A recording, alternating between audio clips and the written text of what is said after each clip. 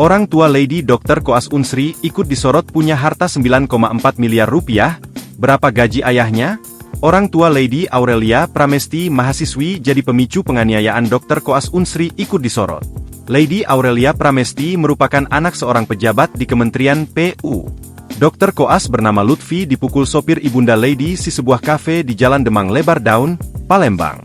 Lutfi merupakan ketua stase yang biasa membuat jadwal jaga Dr. Koas. Ternyata Lady tak setuju dengan jadwal yang dibuat oleh Lutfi. Karena inilah ibu Lady mendatangi Lutfi dan terjadilah penganiayaan yang dialami Lutfi yang dilakukan oleh sopir ibunya Lady. Usai kasus penganiayaan ini mencuat, kini terkuak nasib Lady dan harta kekayaan orang tuanya. Lady kini dibandingkan dengan anak pejabat lainnya, bahkan diejek anak mama. Hal ini seperti yang dituliskan menurut dokter yang memviralkan video itu, sang mahasiswi justru sedang menonton konser.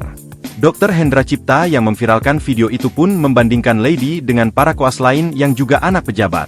Seperti diketahui, Lady diduga anak Kepala Balai Pelaksanaan Jalan Nasional, BPJN, Kalimantan Barat, Dedi Mandarsyah. Dedi Mandarsyah ST, MT merupakan Kepala Balai Pelaksanaan Jalan Nasional, BPJN, Kalimantan Barat. BPJN merupakan balai di bawah Kementerian Pekerjaan Umum dan Perumahan Rakyat. Pegawai Eselon 2 tersebut masuk dalam unit kerja Direktorat Jenderal Bina Marga. Dikutip dari LHKPN, Dedi Mandarsyah mulai melaporkan harta kekayaan setelah menjadi Kepala Satuan Kerja sebagai Pelaksana Jalan Nasional Wilayah 2, Provinsi Riau.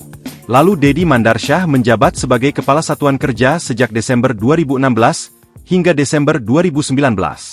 Satu di antaranya menjadi Kepala Satuan Kerja Wilayah I Provinsi Sumatera Selatan pada tahun 2019. Dedi kemudian menjabat sebagai pejabat pembuat komite, PPK, hingga Desember 2022. Setelah itu, Dedi Mandarsyah menjadi Kepala BPJN hingga saat ini. Dedi Mandarsyah melaporkan harta kekayaannya pada 31 Desember 2023. Sejak 2016, Dedi Mandarsyah mengalami kelonjakan harta kekayaan yang signifikan.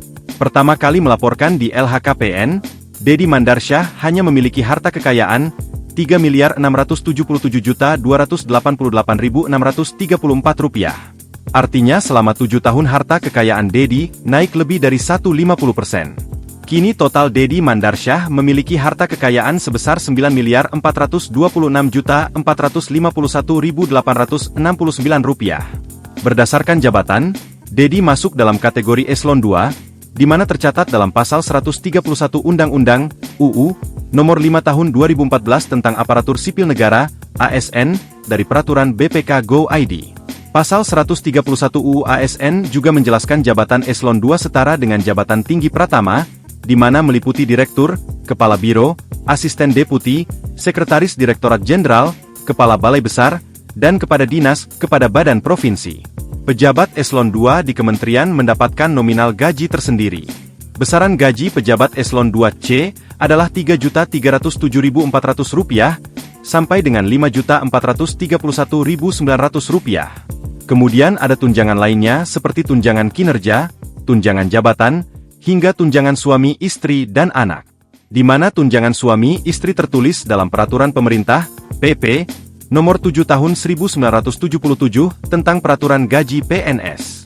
Pegawai Eselon 2A dan Eselon 2B mendapat tunjangan jabatan sejumlah Rp3.250.000 dan Rp2.025.000. Tunjangan makan dan lembur pagi para pejabat PNS golongan 4 maupun Eselon I dan 2, jatah uang makan Rp41.000 per hari, uang lembur Rp25.000 per hari, dan uang makan lembur Rp41.000 per hari.